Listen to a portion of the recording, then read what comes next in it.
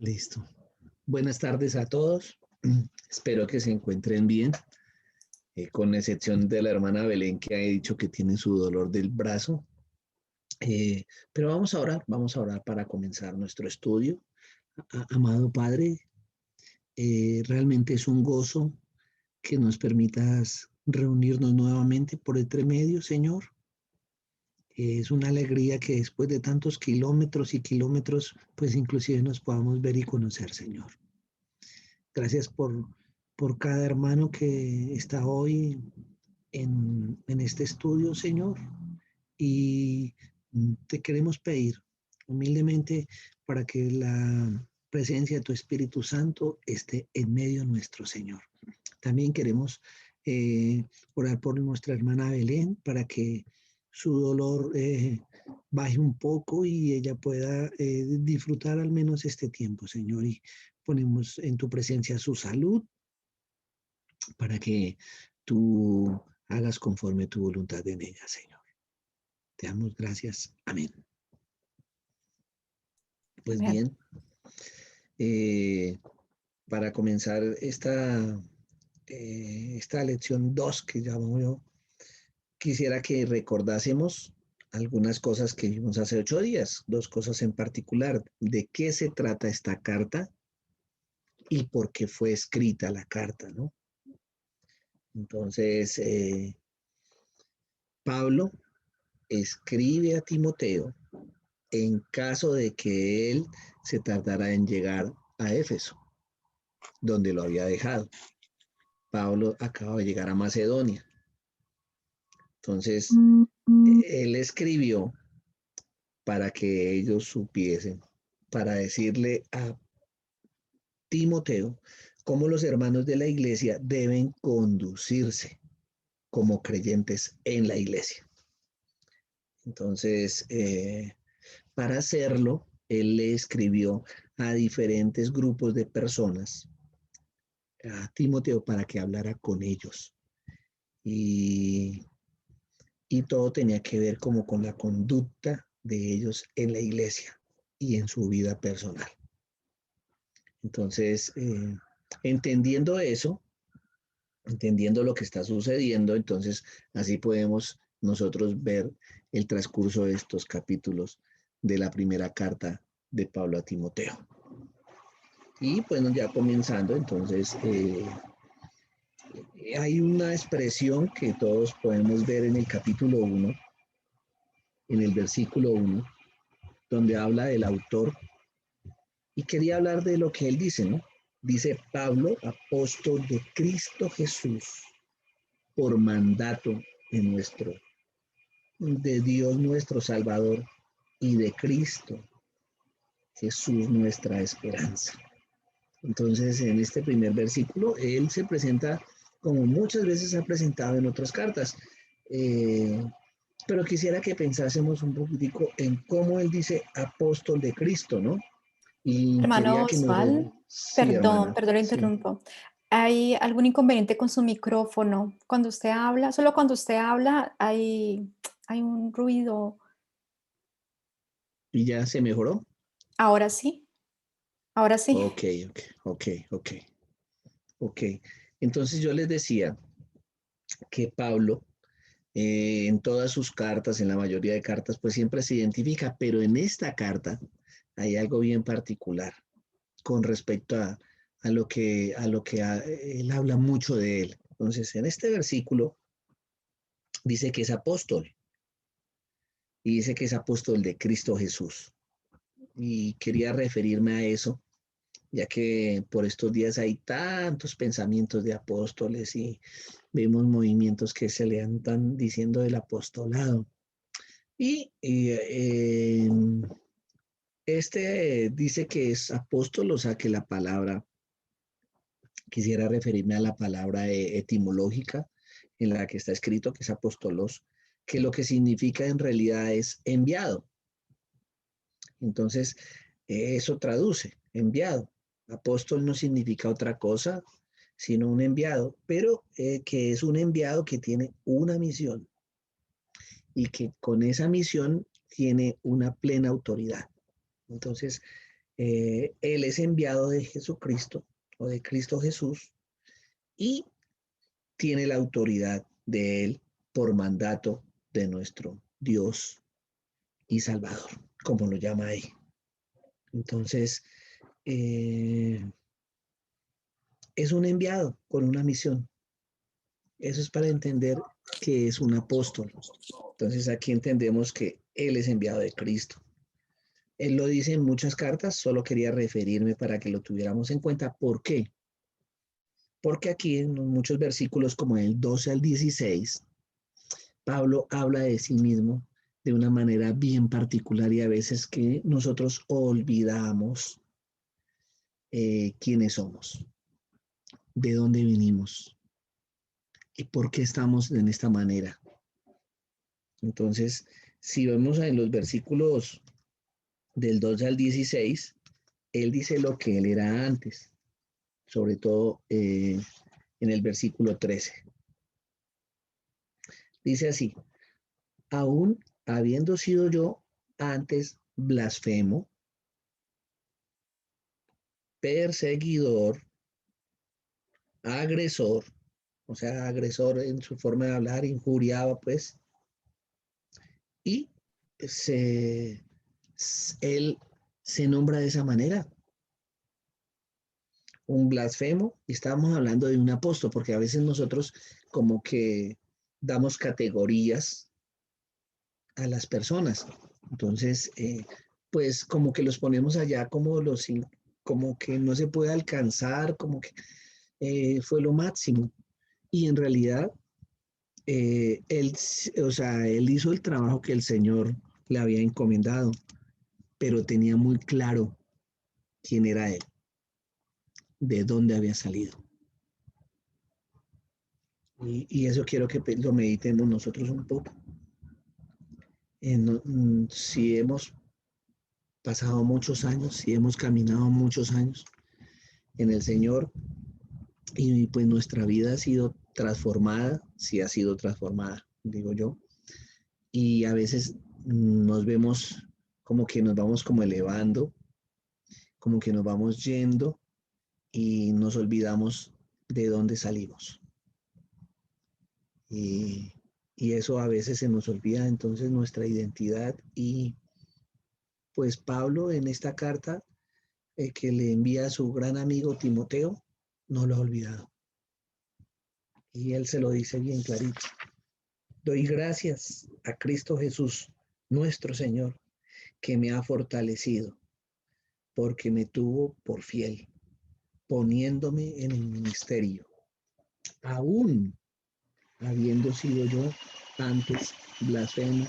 Ese es el sonido que tú dices ya.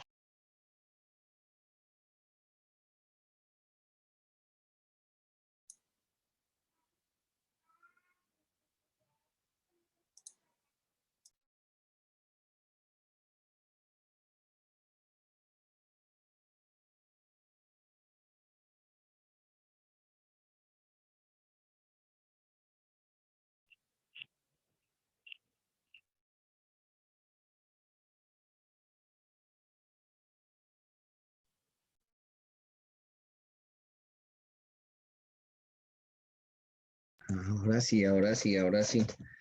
Es que ese es el sonido de la licuadora. La tengo al lado, entonces suena durísimo. Entonces yo estaba diciéndoles que es bueno tener en cuenta eso. Y, y lo dice que por mandato de Dios y de Cristo, Él es apóstol. Y quisiera como hacer como un recorrido en la vida de Pablo. Porque pues a veces nosotros lo ponemos a él y en realidad es una referencia grande, pero hay muchos textos que nos cuentan toda esta historia en la cual él está hablando acá, cuando dice que era blasfemo, perseguidor, agresor. Y hay muchos textos, y para poder ver, digamos, esta historia, pues para eso está el libro de los Hechos. Entonces el libro de los Hechos nos muestra absolutamente toda la vida de Pablo y nos muestra especialmente todo el recorrido desde aún antes de conocer al Señor. Y, y a veces se nos olvida. Y ese recorrido quisiera que lo siguiésemos. Entonces, eh, dice que Pablo era un blasfemo, un perseguidor y un agresor.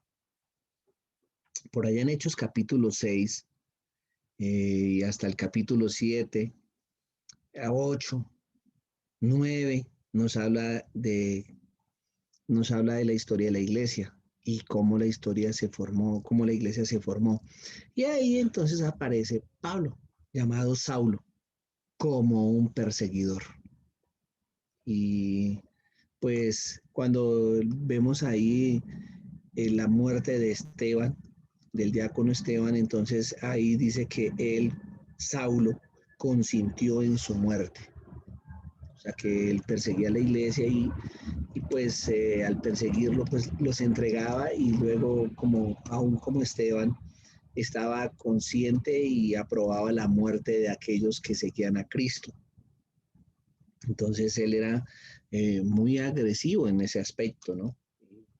Y en el capítulo 9 entonces nos relata el libro de los Hechos, cómo él, asolando la iglesia, tomó cartas para ir a Damasco y pues perseguir allá a los nuevos creyentes que estaban reuniéndose. Y es como así cuando el Señor se le aparece en el camino. Y él lo salvó en el camino a Damasco y cómo cambia su vida radicalmente. Y luego lo vemos inclusive por allá en Hechos capítulo 26 hablando con el rey Agripa y Festo y contándoles esa experiencia que tuvo y ese encuentro que tuvo con el Señor y cómo Dios le había dado una tarea y era llevar el evangelio a todos los gentiles. O sea que quiero que pensemos en todo ese recorrido para que veamos que esto no es tan fácil y que hay un camino por recorrer. En Gálatas capítulo 1, en el versículo 3 al 17, dice que Pablo, él dice que había intentado destruir la iglesia eh, hasta que Dios se lo reveló a través de su Hijo. Y luego entonces él comienza a hablar a los gentiles. En el Gálatas es interesante porque también es una carta que él habla de él. Y en el Hechos versículo 20, capítulo 23, versículo 1 dice que Pablo tenía una conciencia limpia por la misericordia de Dios. Entonces vemos cómo él desde el principio, o sea, él tiene muy claro quién es, que era un gran pecador, pero también tiene claro cómo es que ese encuentro con el Señor le ha cambiado la vida. Y nosotros debemos recordar eso, porque porque en el texto él no lo recuerda y es algo muy bonito que él tiene aquí al hablarle a su amigo y explicarle. Sin embargo, o sea, ese es el contraste que vemos ahí en ese versículo 13 del capítulo 1. Dice, se me mostró misericordia porque lo hice por ignorancia en mi incredulidad. Entonces, él pensaba que estaba haciendo bien, pero él mismo reconoce que era una ignorancia que él tenía. Y lo hice por ignorancia en mi incredulidad y no creía. Pero cuando tuve el encuentro con el Señor, ese le cambió la vida. Ese encuentro, totalmente.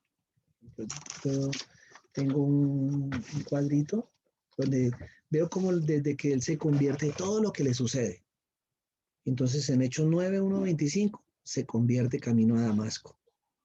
Luego hay muchos años de silencio que solo sabemos que él pasó un tiempo en Arabia, que hizo su primera visita a Jerusalén. Eso fue 3 años después de que se convirtiera. Que fue a Tarso, al área de Sicilia, que estuvo con Bernabé en Antioquía. Todo eso lo vemos reflejado en Hechos, todo en el capítulo 9. y en el capítulo 11 ya cuando estuvo con Bernabé en Antioquía. En el capítulo 11, versículo 30, con Bernabé ayuda a los hermanos en Judea en su segunda visita a Jerusalén. Muere Herodes, Herodes Agripa, pues. En Hechos 12 habla del regreso a Antioquía, que fue enviado con Bernabé, y luego comienza en Hechos capítulo 13 su primer viaje misionero. Todo este tiempo hablan de una serie de personas que yo quería decirles. Habla de muchas personas y esas personas pues nos pueden dar como una referencia de tiempo y de su conversión a su primer viaje misionero. Entonces hay más o menos unos 14 años. 14 años para que él entonces hiciera su primer viaje. 14 años de preparación, 14 años de entender cuál era el mensaje, 14 años de saber y prepararse para llevar ese mensaje. Recuerde, es un enviado de Jesucristo por la misericordia de Dios. Y es bueno que nosotros lo recordemos. Y luego en el año 47-48, pues comienza su viaje y pues ¿por qué sabemos el tiempo? Porque hay un señor que se llama Sergio Paulos, que es un procónsul, y entonces por ahí podemos saber los tiempos. Y luego habla por allá en Hechos capítulo 15 que él subió a Jerusalén y que fue a un concilio, y eso fue como entre el año 49. Todos esos años él sigue sirviendo y preparándose. Y, y luego hace su segundo viaje misionero, por allá en Hechos 15, hasta el 18. Y ahí también sabemos el tiempo porque también hay otro procónsul que se llama Galio en Corinto. Entonces ya estamos como en el año 50, 51, o sea que aquí ya van casi 20 años de su conversión. Mire cómo pasa todo ese tiempo. Y todavía no ha escrito Primera de Timoteo. Sí, todavía no ha pasado, o sea, nada, no ha pasado. Entonces en Hechos 18, del versículo 23 hasta el capítulo 21, nos cuenta ese viaje misionero y ahí ya escribe algunas cartas. Y en Hechos 21, 17 del 18 al 23, entonces él es arrestado, detenido en Cesarea, luego compadece ante Félix, entonces ya sabemos que es entre el año 57 y 59, y es llevado hasta Roma. Y ahí es encarcelado. Por esos nombres es más o menos el año 60. Y empezó en el 33, o sea que ya llevamos 27 años, amados hermanos. Y está ahí y es puesto en libertad, y luego entonces es cuando viaja a Macedonia y escribe Primera de Timoteo, más o menos año 62. Escúchenme, porque hago todo este recuento. Porque ha pasado casi 30 años, para ser más exactos, 29 años ha pasado. Y él dice bien clarito, entonces ahora sí, dice bien clarito: yo habiendo sido blasfemo, perseguidor y agresor, 29 años que sabía que era un pecador, 29 años que no es que no se perdonara o es que no hubiese cambiado, es que entendía quién era él. Entonces, como entiende que él es pecador, le escribe a su amigo Timoteo, a su hijo en la fe, y le dice cómo hablarle a los hermanos que también estaban fallando. Y qué bonito eso que nosotros podamos hacerlo. O sea, me encanta esto de Pablo porque nos enseña, esta carta nos enseña que nunca se nos olvide que somos pecadores para hablarles a otros que están cayendo en el pecado, que no están haciendo la voluntad de Dios. Entonces, la misericordia de Dios nos alcanza a nosotros. ¿Por qué se nos olvida que esa misericordia puede alcanzar a otros? Es algo que está en este capítulo 1 y algo que nos muestra. Y igual, entonces nos muestra aquí en este capítulo la relación que él tenía con Timoteo. Entonces a él lo llama en el capítulo 1, verdadero hijo en la fe. Y como lo vimos hace 8 días, o lo recuerdo, Timoteo ya sabía las escrituras desde niño. Su abuelita Loida y su mamá Eunice se las habían enseñado. Pero en uno de los viajes misioneros, en Hechos capítulo 16, nos habla que lo conoció. Y desde que lo conoció, entonces Pablo conoce a Timoteo y pues hacen una gran amistad. Y recuerde lo que hablamos hace 8 días de la circuncisión, razón por la cual lo llama su hijo. Y solo por testimonio de los demás y de las personas que ellos iban a llegar, entonces lo hizo. Y comienza, Hechos 17, entonces nos cuenta cuando ellos predicaron el evangelio en Tesalónica. Mire esto, mire lo que es ser un hijo. Predican el evangelio de Tesalónica, reciben la persecución allá, inclusive ellos fueron hasta Berea a perseguirlos y seguían ahí esos judíos. Y luego Pablo se va a Atenas y dejó a Timoteo y a Tilas en Berea. Este hombre que ya sabía la escritura, que también estaba pasando, empezó también a experimentar, Timoteo, cómo servirle al Señor, y se quedaron con Silas y después salieron a Macedonia y se encontraron con Pablo. Entonces, qué bonita esa amistad que se formó por allá en Hechos 18. Entonces, Pablo dejó Atenas y se fue a Corinto.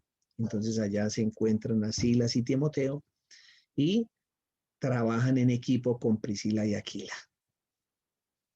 Y estaban enteramente dedicados a la enseñanza de la palabra del Señor. Ese proceso es lo que yo quiero verles, que para que él le diga verdadero hijo en la fe es porque conoce al personaje completamente. Y por allá en primera Tesalonicenses capítulo 1, habla de que Pablo envió a Timoteo para fortalecer y animar a la iglesia tesalónica. O sea que mire cuántas ciudades va este hombre compartiendo. Sin embargo, sabemos que él es joven, porque él siempre le habla que sea ejemplo a los jóvenes, o sea, cuando él es joven. Y en Hechos 19, Pablo fue a Éfeso y estuvo allí 2 años y envió a Timoteo a Macedonia. Él lo traía, lo llevaba, le enseñaba, le mostraba.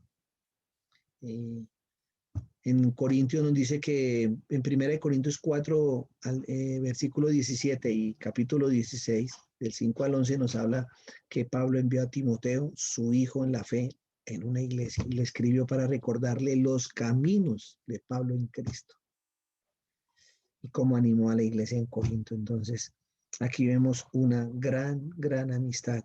Y bueno, muchas referencias en el Nuevo Testamento de 2 Corintios, de Romanos, de Filipenses, de Colosenses, de Filemón, donde Pablo menciona a Timoteo. ¿Sabe cómo lo nombraba? Nuestro hermano, el que predicaba a Jesucristo, siervo de Jesús, de un mismo sentir de Pablo, había sido probado, sirvió con Pablo. Lo que quiero llegar es que esta relación de padre e hijo tiene mucho camino. También nos enseña a cómo podemos caminar con alguien juntos, desarrollando el trabajo del Señor, creciendo juntos. Tengo mala memoria, pero hoy me encantó y a mí me gozó escuchar la hermana Amanda, como hablaba de la hermana Isabel, diciendo que se la puso en el camino y que habían pasado muchas cosas, y cómo la hermana Isabel lleva a la hermana Amanda. Eso es lo que el Señor nos enseña que hagamos. A veces queremos caminar solos. A veces pretendemos ser solitarios, pero así no funciona la iglesia del Señor. El Señor Jesús vino y no desarrolló el ministerio siendo Dios mismo, no desarrolló el ministerio solo, sino que tomó a 12, les enseñó, les mostró cómo era para que ellos luego lo hicieran. Pablo hace lo mismo con Timoteo. Entonces lo toma, él no se conocían desde niño, no lo conoció ya joven, crecido, pero tenía una fe genuina, este hombre. y encontró, empatizó, lo conoció, me imagino que le compartió todo lo que sabía, por eso dice que eran de un mismo sentir, lo vio trabajando y eran grandes amigos. Lo trataba como un hijo. Qué bonita enseñanza que nos puede dar Pablo a través de este saludo. Y, y cómo se estrechan. Y hay algo que los estrecha mucho a los dos. Es en quién cree Timoteo y en quién Pablo tiene claro que lo ha llamado. Entonces aquí es donde nosotros nos unimos en Cristo Jesús. Que el Señor dejó en la iglesia para que la iglesia hiciera un trabajo y era llevar el evangelio a todo el mundo. Pero desafortunadamente por cuestiones de hombres estamos muy divididos. Eh, Digo de hombres porque es a veces como entendemos la palabra y como entendemos la palabra y seguimos a quienes nos las enseñan, entonces pues eso nos hace como diferenciarnos, entonces unos critican a los unos y los otros a los otros y estos también se unen y a criticar a otros y a veces se nos olvida que somos uno en Cristo. Entonces sucede lo que sucedió, que dice yo soy de Pedro, no, yo soy de Pablo, no, yo soy de Silas, cuando todos somos de Jesucristo. Entonces, como que nosotros deberíamos centrarnos en quién, perdón, quién es el que nos une. Y aquí sí que es claro. Apóstol de Cristo Jesús por mandato de Dios nuestro Salvador. Entonces el Padre también es Salvador. Y dice, Jesús, nuestra esperanza. Entonces, no hay otra esperanza fuera de Jesús. No hay otro Salvador fuera de Dios o de Cristo Jesús mismo. No hay. Eso es algo que lo tienen claro ellos. Entonces, creen en Dios como la salvación, como Salvador, creen en Cristo como Salvador y creen en Cristo como la esperanza que tenemos.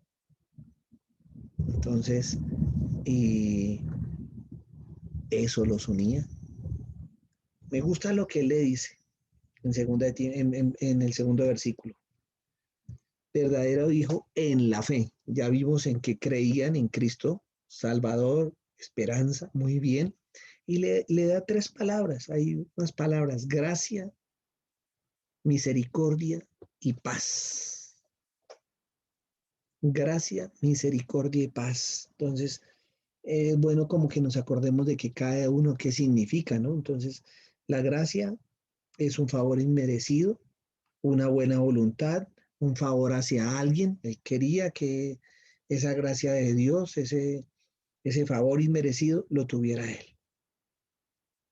Le dice que tuviera misericordia, que la misericordia lo acompañara, porque necesitaba la bondad de parte de Dios y la paz. Es esa armonía, esa tranquilidad, esa libertad de las preocupaciones. Es bien interesante que él diga estas tres palabras, los dicen casi todas en muchas de las cartas, y a ustedes, pero acá se lo está dedicando a Timoteo. Verdadero hijo en la fe, que te acompañe la gracia de Dios, que te acompañe la misericordia de Dios, que te acompañe la bondad, la paz de Dios y de Cristo Jesús nuestro Señor. Entonces, mire lo que él le desea. Todo lo que le desea es que Dios le bendiga. ¿Cómo? Pues con la gracia, con la misericordia y con la paz.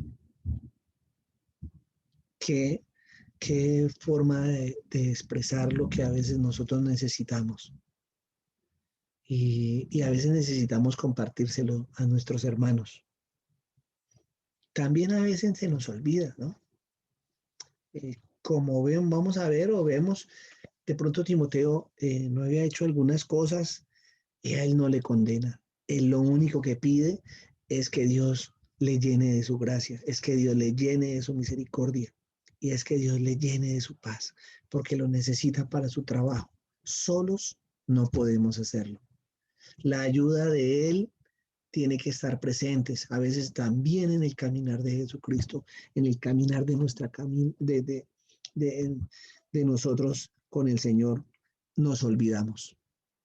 Y entonces pensamos que solos podemos, pensamos que con nuestras fuerzas ya tenemos, porque es que pues ya tenemos mucho conocimiento de Dios y entonces yo ya sé mucha palabra, entonces ya con eso tengo. Y resulta que una persona que había caminado tanto, que había experimentado tanto el amor y haber visto cómo el amor de Dios llegaba a los gentiles, que él lo había vivido, como yo les leí, por eso les quise decir las ciudades donde él estuvo,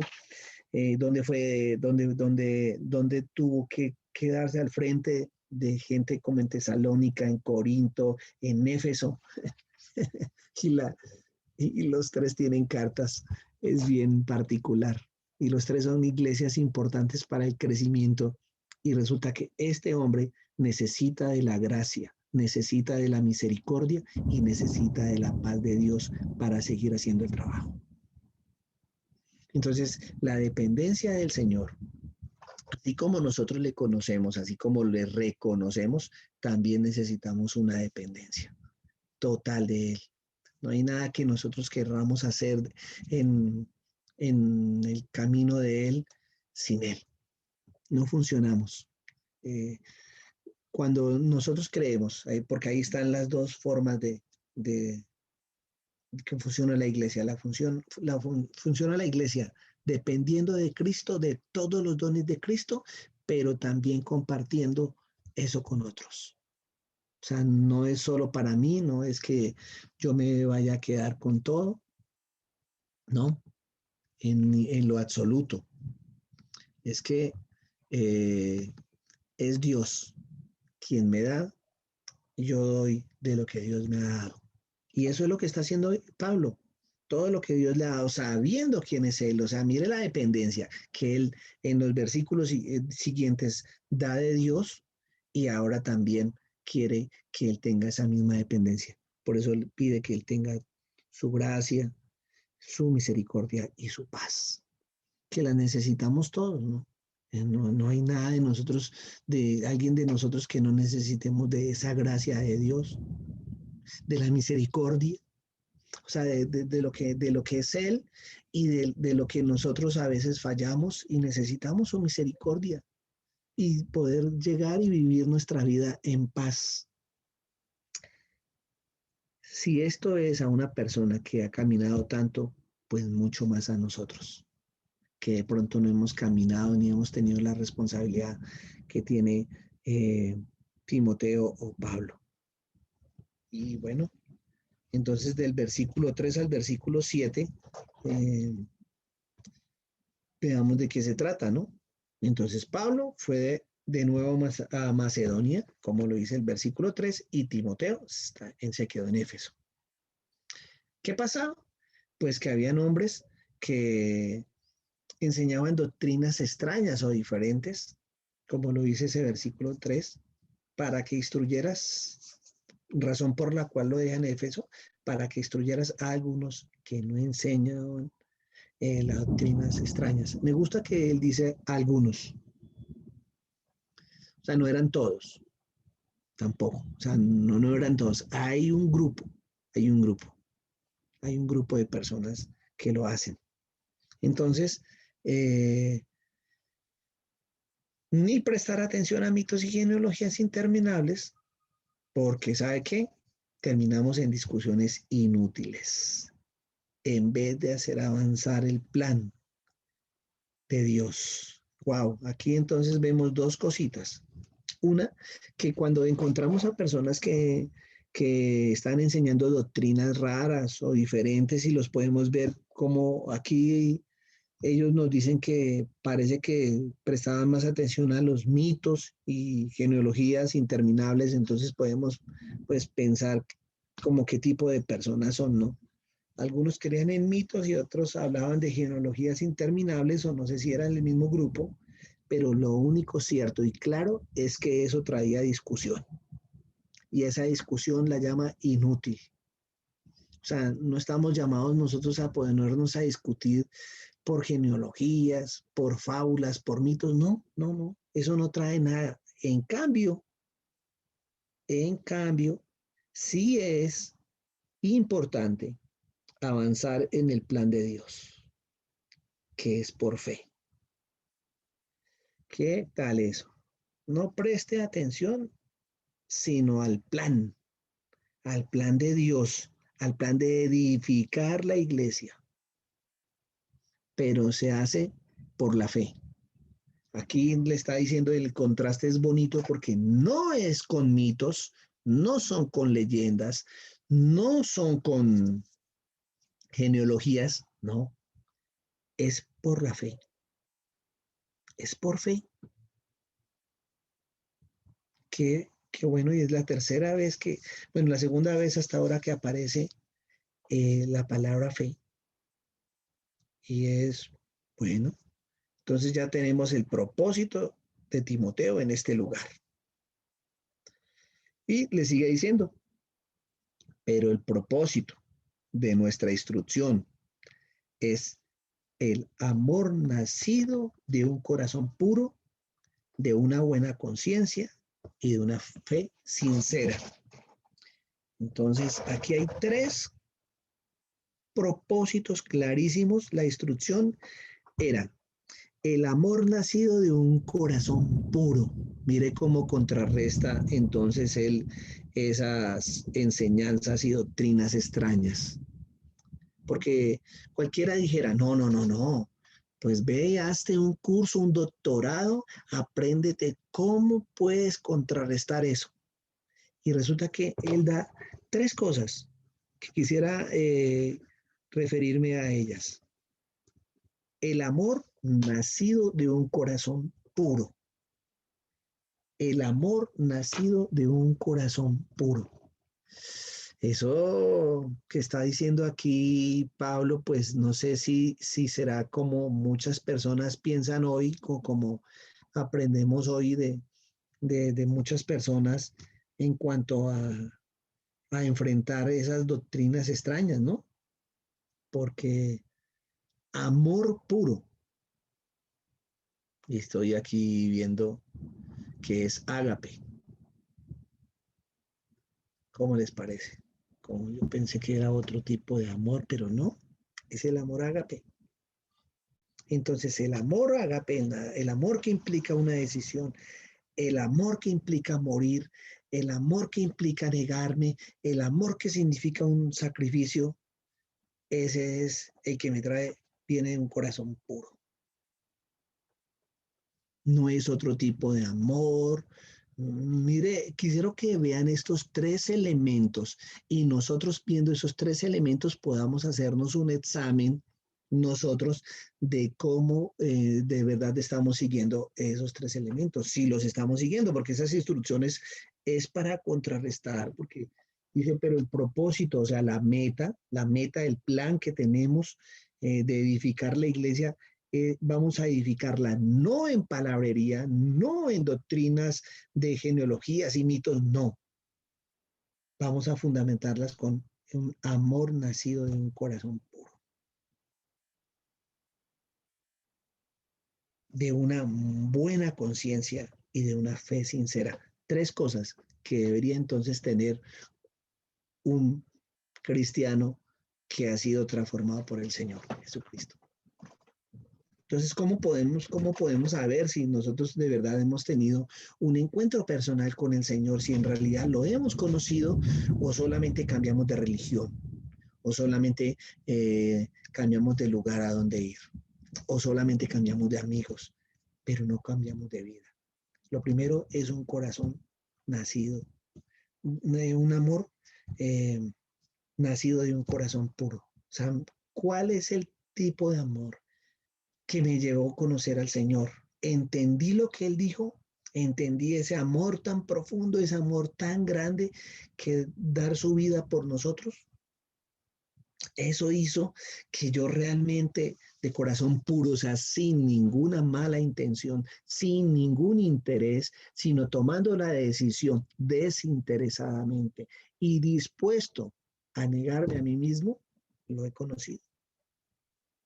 Y bueno, junto con el corazón puro, una buena conciencia. O sea que mi vida, mi ser, esté caminando bien. No tengo yo entonces una actitud mala o una forma de ser mala, sino que tengo una fe, una buena conciencia y una fe sincera. Corazón puro, buena conciencia, fe sincera. Lo que me hace pensar, ¿acaso hay fe falsa?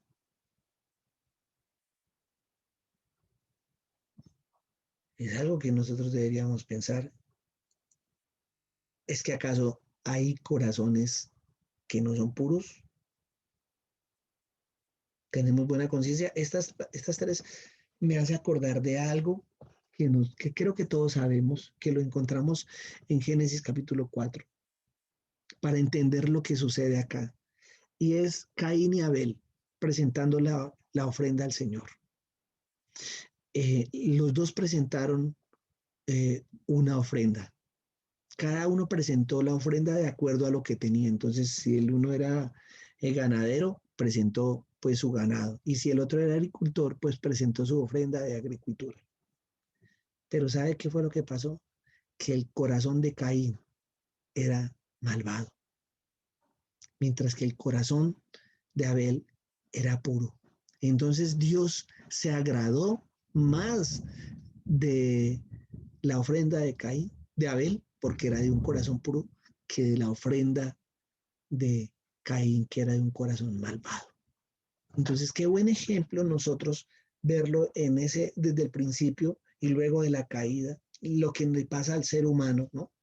Podemos venir con algo al Señor, podemos traer inclusive en nuestras vidas, pero como en nuestro corazón. Realmente Él sí está interesado en nuestro corazón, en nuestro ser. Cuando yo hablo, no estoy hablando del cardio, sino estoy hablando de nuestro ser. Él está interesado en que nuestro ser tenga pureza delante de Él. A Él sí no lo podemos engañar. De pronto Caín pensó trayéndole la ofrenda, puedo encontrar mucha gracia en él, pero no la encontró porque su corazón era malvado, como nos dice la palabra. Y eso lo vemos en una buena conciencia. No era consciente de lo que estaba pasando. Él pensó ganar y comprar y a veces de pronto nos puede suceder lo mismo de caer al seguir al Señor. No sé si somos conscientes a veces. Yo cuando hablo así y me encanta hablar con personas que conocen al Señor, porque hemos conocido al Señor de diferentes maneras. Como ya hemos visto acá dos, una es que Pablo lo conoció siendo perseguidor y Timoteo siempre estuvo en los caminos del Señor y conoció al Señor. Hasta el momento no sabemos nada malo de Timoteo. Al contrario, tiene una fe sincera. Y precisamente esta fe sincera es uno de las edificaciones con la cual la iglesia debe crecer. Es el propósito, dice el propósito, la meta de nuestra instrucción, de nuestro mandamiento, son esas tres cosas. Y dice ahí el versículo 6 fuertemente que algunos se desviaron de esta meta, pero pues desviándose de estas cosas, se han apartado hacia una vana palabrería. Hermanos, dese cuenta el versículo 6. Pues algunos, otra vez algunos, ya van dos veces, desviándose de estas cosas, ¿de cuáles cosas? Pues de un amor nacido de un corazón puro, de una buena conciencia y una fe sincera. Ellos se desviaron de esto, se han apartado hacia una vana palabrería. Se han apartado, Entonces, también me surge una pregunta a mí en el texto. Si se han apartado, ¿quiere decir que alguna vez no estuvieron apartados? Se han apartado, o sea, que estaban, pero que se fueron, y eso me llama mucho la atención. ¿Acaso entonces estas personas se han apartado, o sea, que tuvieron un amor nacido de un corazón puro, de una buena conciencia y una fe sincera, y se han salido, se han apartado de eso? ¡Wow! Y la razón, y bueno, y hacia qué se apartaron? Hacia una vana palabrería. Entonces, Dios mío, algunos desviándose, o sea que sí estaban en el camino. Ya aquí no voy a decir que es que como a veces nosotros rotulamos por la teología que aprendemos de que no, es que ya ellos no eran, entonces se fueron, como dice Juan. Por ejemplo, Juan sí dice bien clarito eso en el primero de Juan, pero aquí dice que algunos desviándose de estas cosas, desviándose, o sea, estaban siguiendo, o sea, que se apartaron, sí eran, sí tenían un amor nacido de un corazón puro, una buena conciencia y una fe sincera, sí. Sin embargo, la dejaron. Entonces, ¿se puede dejar acaso eso? Es la pregunta que yo quisiera que nos respondiéramos. ¿Se puede? Pues según lo que le está pasando a estos hermanos, sí se puede. Sí se puede. Y pensemos en eso. Y sobre todo las dos cosas que las dos veces de nuestro Salvador, que ya empezó hablando y aclarando de qué vamos a hablar. Y entonces nos describe algo más. Quieren,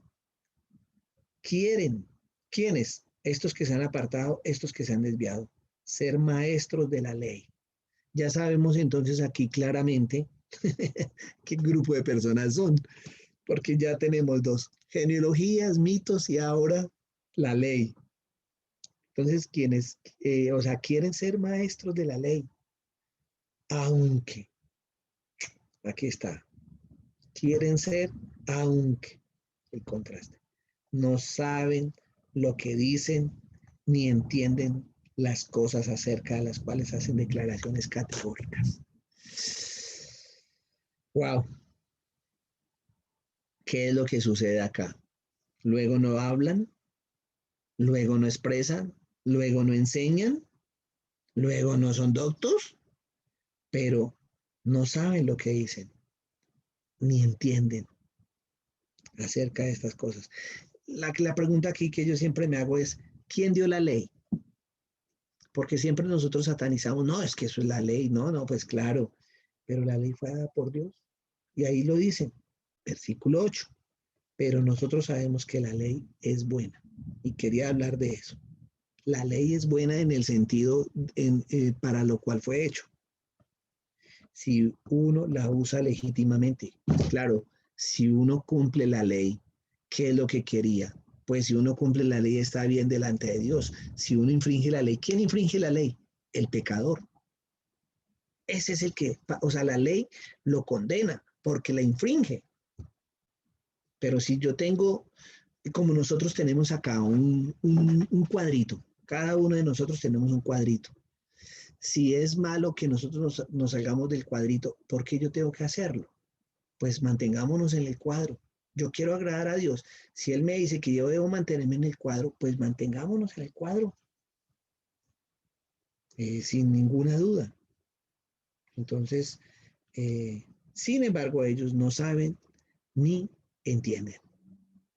Qué, qué tremendo eso que les está pasando a ellos, porque pues no entienden. ¿Por qué no entienden? ¿Qué es lo que dice? ¿Qué es lo que no entienden? Pues la ley. ¿Cuál la ley? Pero si se la saben, no entienden el principio.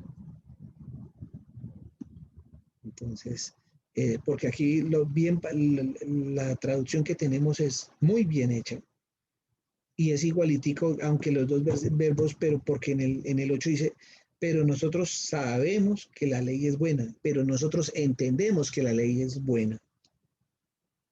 Pudiésemos también interpretar de esa manera, traducir de esa manera, pero nosotros entendemos que la ley es buena.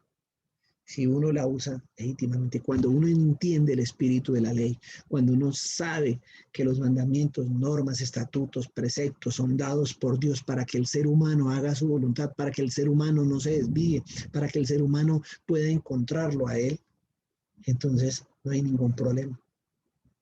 Nosotros sabemos los 10 mandamientos, pero no son 10. Hay muchos más mandamientos. Los 10 que Dios dio a Moisés allá en el monte, esos sí son, eso es una cosa real, pero hay más mandamientos. Entonces, ¿qué me voy a poner? No, es que yo solo voy a cumplir los 10. No, pues si hay 100, 100. ¿Cuál es el problema? ¿No quiero agradar a Dios acaso? No tengo acaso yo un amor nacido de un corazón puro, una buena conciencia y una fe sincera. Entonces los que me pongan bienvenidos sean. Pero tengo que entenderlos. Entonces, pero nosotros sabemos que la ley es buena si uno la usa legítimamente. Versículo del 9 al 11, vamos, reconozcamos esto, que la ley no ha sido instituida para el justo, sino para los transgresores y rebeldes, porque el justo la cumple. El que es justo, el que agrada a Dios, pues realmente puede que esté escrita, pero él la vive. ¿Por qué? Porque tiene un corazón puro, porque tiene una buena conciencia, porque tiene una fe sincera. Entonces, pues no hay problema. Pero el que es transgresor, el que es rebelde, entonces, pues para los impíos y pecadores, para los irreverentes y profanos, para los que matan a sus padres, mire cómo él está hablando entonces ahí la razón por la cual es la ley. O sea, esa no es la importancia. Más que cualquier cosa, mire lo que es. Un amor nacido de un corazón puro, una buena conciencia y una fe sincera.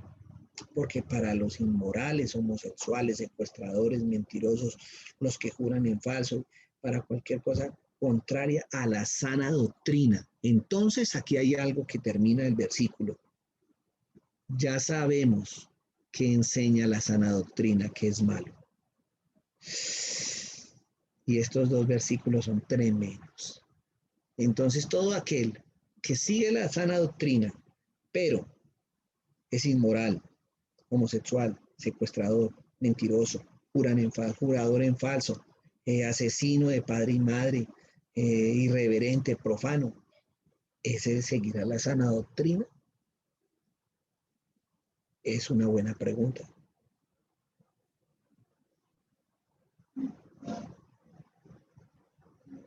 Entonces,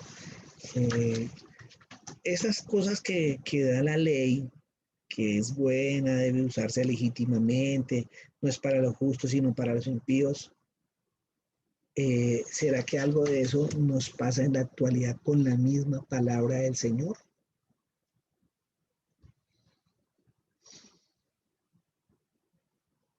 Porque la sana doctrina entonces nos muestra es a nuestro Salvador. La sana doctrina nos muestra que debemos tener un corazón puro, una buena conciencia y una fe sincera. Y que no debemos nosotros buscar doctrinas extrañas, mitos, pegarnos a las leyes, ¿no? Entonces, es bueno que lo entendamos. Y luego entonces ahí sí, del 2 al 20, hay una serie de cosas que quisiera que viéramos para terminar con respecto a, de pronto doy gracias a Cristo Jesús, nuestro Señor. Vamos a mirar qué dice de Jesús.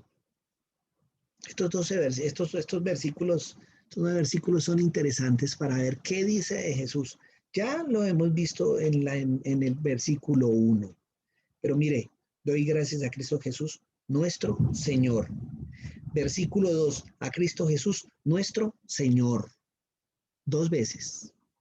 2 veces muestra a Jesús como nuestro Señor. ¿Y qué implica eso? Que lo presente a Él. Que si yo confieso que Jesucristo es mi Señor, entonces ¿yo qué vengo siendo?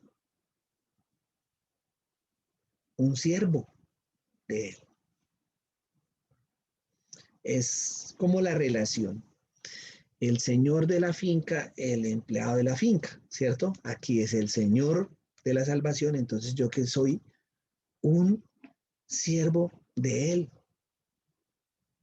Soy un señor, un servidor. Me gusta aquí que lo presente 2 veces como nuestro Señor, o sea, nosotros no somos más que Él, ni siquiera iguales que Él. Él está por encima. La pregunta que yo hago es, ¿estará Jesús por encima de nuestras vidas?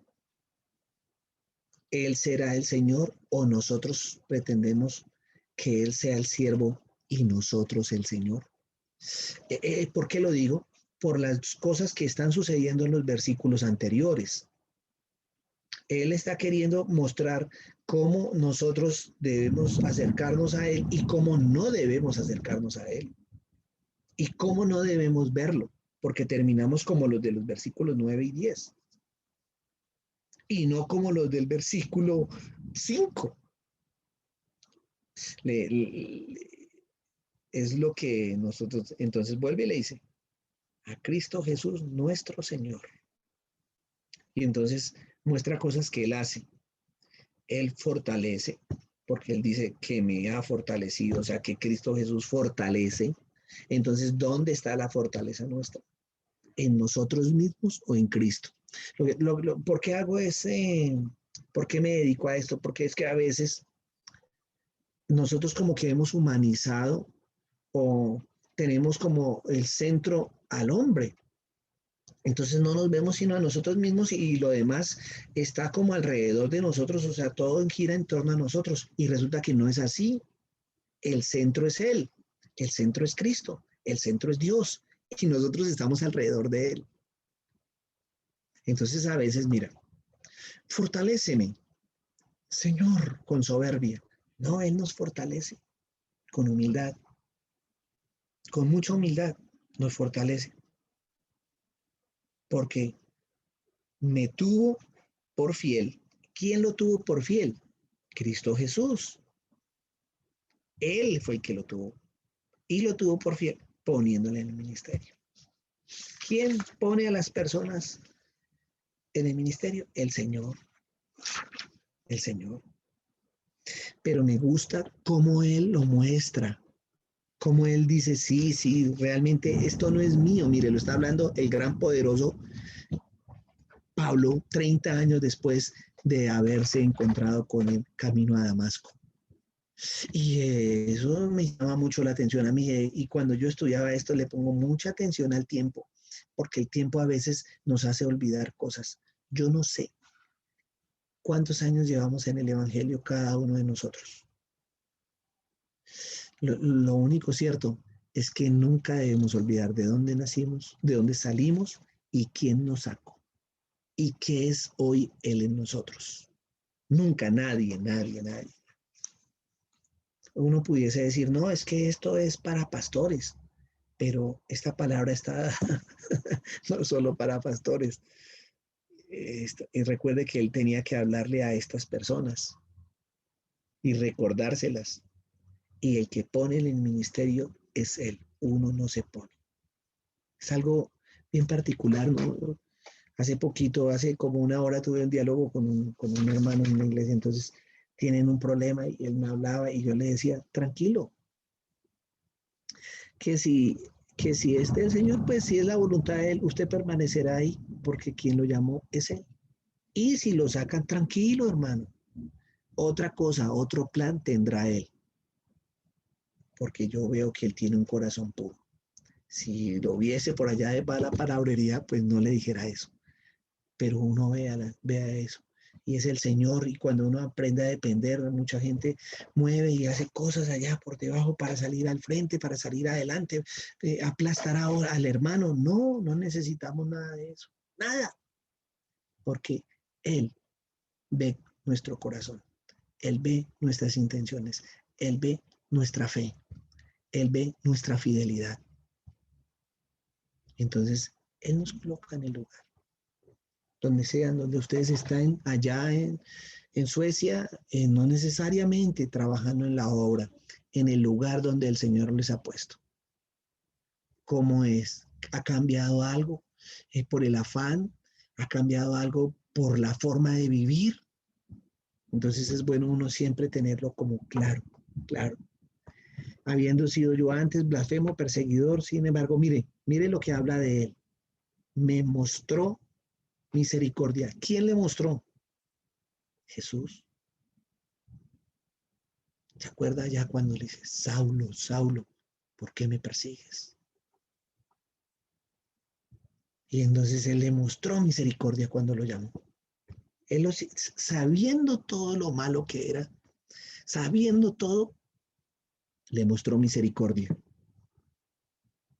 porque él sabía por qué él hacía todo eso. Una vez, ¿qué está haciendo él?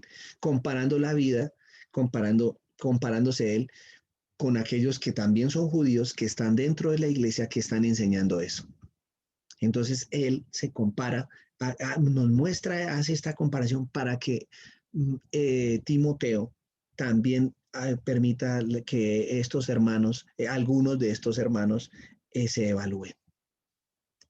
Entonces, ¿qué mejor forma que se evalúen viendo a Pablo, que él era peor que ellos? Sin embargo, entiende quién es el Señor. Sin embargo, entiende cuáles son los fundamentos básicos de creer. Y vuelve y dice, versículo 14, mire cómo lo importante. Pero la gracia de nuestro Señor, la gracia, otra vez habla de la gracia de nuestro Señor, fue más abundante. O sea, lo que no se merecía, abundó, abundó, abundó, abundó. Con la fe, mire pues cómo abundó. Con la fe y el amor que se halla en Cristo Jesús. Entonces aquí apela a algo del Señor Jesucristo y es a ese amor. La fe, pues la tenemos nosotros. La fe que Él tuvo, cómo vivió su vida. Pero la misericordia, escúchenme, o sea, el señorío, la misericordia, la gracia, el amor. Mire cuántas cosas, cuántos elementos y en quién está centrando el fundamento. En Cristo. Y por eso él habla de estas cosas, pero la gracia de nuestro Señor, y otra vez 0 iban 3, dese cuenta la importancia de esa palabra, fue que fue más abundante con la fe y el amor que se hallan en Cristo Jesús. Entonces él centra todo en Cristo. Otra vez. Y es algo que a veces nosotros también nos descachamos. A veces pensamos y nos desviamos y no, el camino es en Cristo. No se preocupe. No son las circunstancias. No es mi conocimiento, es Cristo. En cambio, mi conocimiento a Él, como lo dice acá, me debería llevar a esto. O sea, conocer su amor me debería llevar a practicar su amor. Conocer su misericordia me debería llevar a practicar la misericordia. Conocer su gracia me debería llevar a compartir la gracia de Él con otro. Versículo 15. Palabra fiel y digna de ser aceptada por todos. Oiga, palabra fiel, o sea, fiel pistón. Ahí, permanecer ahí, ahí. Un pistón permanece ahí, ahí. No se salga de esta palabra. No se salga de la palabra de Cristo. Céntrese en Cristo. Y digna de ser aceptada por todos. Mire, los incluye a ellos, a los algunos. Voy a llamarlos los algunos, porque no los quiero como vaya a estigmatizar. Esos algunos también deberían aceptar esa palabra, el amor de Cristo. Cristo vino al mundo para salvar a los pecadores. Otra vez aquí, entre los cuales yo soy el primero. Entonces, otra declaración de Jesús. Vino al mundo para salvar a los pecadores. Des en cuenta una cosa, que Él no los está condenando. Él solo les está mostrando a algunos su error. Luego, si les va a hablar de frente y más fuerte, esto es diferente, pero en este primer capítulo no está toda la misericordia. Mire, Cristo vino al mundo para salvar a los pecadores. Y aquí, y aquí sí no usa la palabra algunos, sino para salvar a los pecadores. Todo aquel que es pecador puede ser salvo. Y él dice, entre los cuales yo soy el primero. ¿El primer qué? El primer pecador. Entonces, vea, señorío, misericordia, gracia, amor, salvador de todos. Y entonces, sin embargo, por esto hallé misericordia, para que en mí como el primero, Jesucristo demostrara toda su qué, paciencia, otro aspecto de Jesús, su paciencia. Siempre es que tiene cositas Jesús, ¿no? Siempre es que está hablando de él ahí, mostrándolo, contrarrestando las enseñanzas que están basadas en genealogías, en mitos, en leyes. No, él está centrando y mostrando a esa persona de Jesús, mostrando todo su señorío, mostrando toda su misericordia, mostrando su gracia, mostrando su amor de dar la vida por todos, de salvar a todos. Y como termina, ¿no? Como ejemplo para los que habrían de creer en Él para vida eterna. Entonces, ¿para qué creemos en Él? Para vida eterna. ¿Recuerdan ustedes el versículo 1 que dice que, y de Cristo Jesús nuestra esperanza? Cuando lo marcaron que es una acción de Cristo, mire, Cristo Jesús entonces, ¿cuál es la esperanza que tenemos? Pues la vida eterna. ¿En quién está la vida eterna? En Cristo. No en mitos, no en leyendas, no en genealogías, no en la misma ley, sino en Cristo Jesús. Y el centro, como lo presenta desde el versículo 1, la salvación. Entonces parece que allá había la pelea de la ley, o sea, véngase por este lado, que por este lado es el camino, que era lo que enseñaban algunos, y Pablo le dice a Timoteo, mira, es en Cristo. Diles a ellos que es en Cristo Jesús. Y muéstrales todo lo que tenga que ver con la salvación en Cristo Jesús. Muéstrales que Él es el Señor y nosotros sus siervos. Diles que Él tiene mucha misericordia con los pecadores. Inclusive mírenme a mí, que yo perseguía, que yo mataba, que yo consentía, que yo injuriaba. Que me miren a mí para que vean esa misericordia de Dios. No nos la merecemos, pero Él nos la da abundantemente. Y fuera de eso, miren el amor de Cristo, que es tan grande que dio la vida por todo el mundo, por todos los pecadores. Y en esta palabra, manténganse, en esta palabra, sigan firmes. Y ha sido paciente, Él ha demostrado su paciencia ahí, en que nosotros seamos salvos. Y la esperanza, ténganla clara, es la vida eterna. La esperanza no es volver aquí o ir allá, la esperanza es ir en Cristo y en Cristo pues encontramos la vida eterna. ¿Cómo la ven? Y termina en los últimos 3 versículos, interesante, para terminar, esta comisión te confío, hijo y Timoteo. Escúchenme, esto que acabamos de ver, esto que acabamos de hablar, es lo que él tenía que hacer con ellos. Este trabajo te confío, conforme a las profecías que antes hicieron en cuanto a ti, a fin de que pelees la buena batalla. Y le dice cómo, escúcheme, guardando la fe y una buena conciencia. Van 2 veces en el texto. Que algunos, otra vez algunos, se iban 3, han rechazado O sea, eso sí lo han rechazado realmente y naufragaron en lo que te toca a la fe, en lo que toca, en lo que toca a la fe. O sea que ellos ya rechazaron eso, pero él tiene que hablarles a eso. Y hay dos ejemplos, Himeneo y Alejandro. Parece que esos algunos, entonces ahora sí ya sabemos, algunos. Uno se llama Himeneo y el otro se llama Alejandro. Y pues a ellos dos pues les haya ido como un poquitico bien porque dice, a quienes he entregado a Satanás. O sea, he soltado, yo los he soltado, yo ya los solté, ellos sencillamente han rechazado, o sea, yo ya no puedo hacer nada y han rechazado la fe, no creen. Pero hay algunos que él sí tenía que seguir adelante, Timoteo. Y la razón por la cual él los dejó y los apartó de la iglesia y los alejó es para que aprendan a no blasfemar. O sea, estaban blasfemando. Lo que Pablo quiere decir es que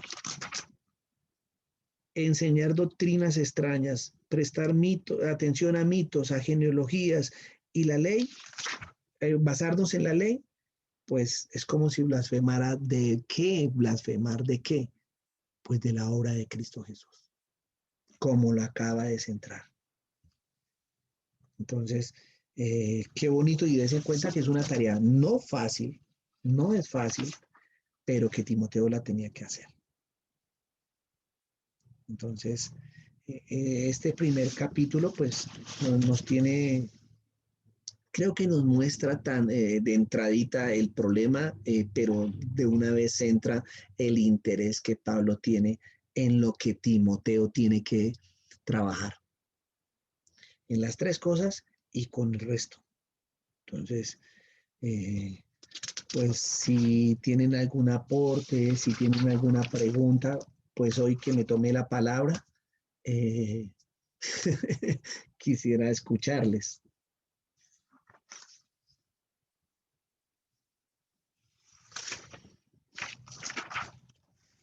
O no, o todo está claro como el agua de un manantial. Harta información hoy. Sí. De pronto, claro, todo estuvo súper bueno. Yo aquí alcancé a tomar algunos apuntes, pero de pronto, si la próxima vez, de pronto una pequeña pausa a la mitad porque yo tenía preguntas, pero ya no la alcancé a escribir y se me fueron.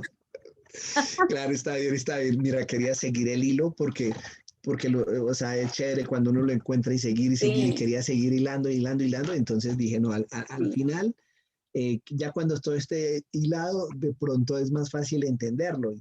Y pues, pero bueno, hermana Isabel, voy a tener muy en cuenta tu palabra. Gracias. No faltaba. Algo me acuerdo del corazón puro, de cuando estaba hablando del amor nacido de un corazón puro, ahí me quedó como un poquito la duda del amor del corazón puro, porque bueno, no sé a qué se refiere exactamente con corazón puro, no sé cómo expresarlo, digamos los cristianos obviamente ya el Señor nos ha salvado y ya nosotros estamos en ese camino de la santificación, pero uno así que diga, pero qué puro es mi corazón, no sé, yo no me atrevería como ay, se me fue, perdón, como a decir que el corazón mío, por ejemplo, es 100% puro, porque no es así. Entonces, creo que más o menos eso hacía mi pregunta cuando estaba hablando de ese tema. Ok, yo puse un ejemplo, fue el de Caín y Abel, ¿cierto? Y no queriendo decir que Abel era perfecto, no dice que él fue perfecto, pero era un hombre justo, ¿cierto? O sea, que era un hombre equilibrado. Eso es lo que dice Abel, con respecto a por qué le agradó su ofrenda a Dios. Y fuera de eso, pues está en Hebreos capítulo 11 mencionado. Y pues eran como esas intenciones que él tenía de agradar a Dios, ¿cierto? Y hacerlo de una manera, primero que todo, desinteresada, ¿cierto? Porque no tenía ningún interés. Mira, por la fe Abel ofreció a Dios más excelente sacrificio que Caín, por lo cual alcanzó testimonio de que era justo, dando a Dios testimonio de sus ofrendas y muerto aún habla por ellas. Entonces, mira cómo lo llamó. Él era justo, era equilibrado. ¿Sabes una cosa? En el transcurso del estudio, ¿sí? Porque como vimos hoy, 2 veces lo nombró Pablo. En el transcurso del estudio, vamos a ver si podemos ver de qué se trata eso, ¿sí? Entonces, dame tiempo porque quiero que veamos el resto de los capítulos y yo, como tú dijiste, la información de hoy sí es básica en el sentido de saber de qué se trataba todo. Hermana Tatiana Martínez. Em, yo pienso que de pronto lo del amor puro, no sé, ¿no? Pero es que con su ejemplo se me vino a la cabeza algo que precisamente ayer estaba estudiando, que era acerca de las motivaciones. Y un ejemplo acerca de esto Interesante. puede ser la parábola del hijo pródigo, ¿no? Porque uno siempre ve como al hijo pródigo que se fue de la casa, que pidió su herencia y que se quiso ir lejos de su padre, ¿ya? Pero pues en la parábola hay dos hijos y uno era el hijo pródigo y el otro era el hijo mayor, que supuestamente siempre obedeció a su padre. Pero si uno se pone a ver y a profundizar en la parábola, los dos estaban, los dos querían lo que tenía su padre, pero no querían estar con su padre. Uno le pidió la herencia, era como decir, padre, o sea, como que quisiera que estuvieras muerto porque para reclamar la herencia, pues el padre tenía que estar muerto. Y de hecho el padre al parecer tocó que vender la parte de la herencia de él para podérsela dar y aún así se la dio y se fue. Pero el otro, cuando llegó el hijo, se puso bravo. ¿Por qué? Porque habían matado el becerro gordo. Toda la otra herencia que le quedaba al padre era del hijo mayor y la estaba despilfarrando, entre comillas, con el hijo que se había ido. Entonces, los dos como que tenían la misma motivación, pero uno era muy malo, se fue y estuvo con prostitutas, y el otro era muy bueno, siempre obedeció a su padre, pero los dos estaban equivocados. Los dos no querían estar con el padre. De hecho, rechazaron al padre porque él no entró a la gran cena del cordero que le había hecho el padre al hijo pródigo. No quiso entrar a la cena. Entonces yo creo que también es un buen ejemplo acerca de que, o sea, prácticamente ahí nos está diciendo, sí, o sea, Dios salva, muchos fuimos como ese hijo pródigo, tal vez todos, pero también está el otro extremo y a veces nos podemos volver fariseos, que sería el extremo del hijo mayor que al parecer hacía todo bien, pero ninguno tenía la motivación adecuada. Yo creo que más bien es como las motivaciones, ¿por qué estamos con el Señor? ¿Por qué oramos? ¿Por qué vamos a la iglesia? ¿Será que queremos hacerlo con una recompensa por las bendiciones de Dios o porque verdaderamente amamos a Dios? Indiscutiblemente, hermana Tatiana, gracias por tu aporte y pues es indiscutible que tienen que ver con las intenciones, ¿no? ¿Cuáles son las intenciones? Es parte importante de lo que es un corazón puro. Sin embargo, veamos que a través del estudio de pronto nos podemos iluminar más. Hoy ya nos iluminamos porque si reconocemos esa obra de Jesucristo, ¿cierto? Y no lo hacemos. Imagínese que la salvación es totalmente como lo vemos por gracia. No nos la merecemos, Él no la da. Ahí lo está diciendo Él. Entonces, ¿cuánto valoramos eso? Y pues bueno, me sorprende es que ellos estaban en el camino y ya no están. Entonces, pues a mí eso me suena duro, soy sincero, eso me suena duro. Pero gracias, hermana Tatiana.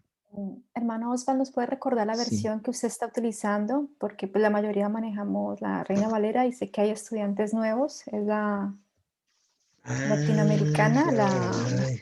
Sí, así es, así es. En la nueva Biblia latinoamericana de hoy. Es la Te voy versión a que usa el decir qué hermano es. Osvaldo. Sí, te voy a decir que es la versión de las Américas, pero en nuestro lenguaje. No está hablado pues en un lenguaje latinoamericano. Recuerda que el otro es vosotros, sois, ¿cierto?